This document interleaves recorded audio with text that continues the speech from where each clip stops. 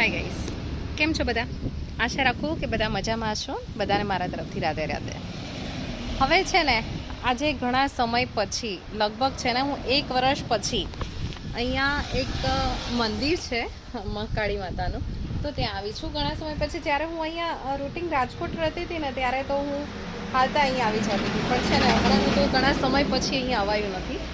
જો તમારા નસીબમાં હોય તો તમને પણ અહીંયા દર્શન કરાવી દઉં તો છે.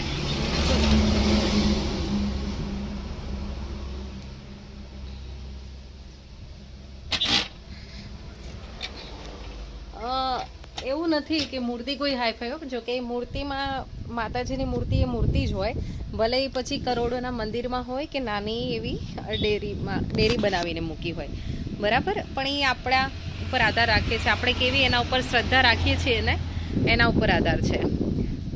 અને અહીં છે ને મને એક વસ્તુ બહુ ગમી છે કે જે અહીંયાને બહારનું જે એટમોસ્ફિયર છે ને એટલું મસ્ત છે કે આજુબાજુ ખેતર છે.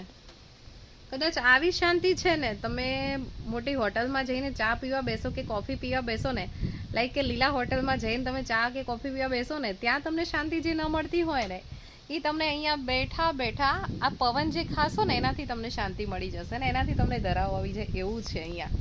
જો તમે લોકો કદાચ ક્યારેક આ રસ્તે આવો તો અહીં દર્શન કરવા જરૂરથી પધારજો. ઓકે, ઠીક છે, બાય બાય.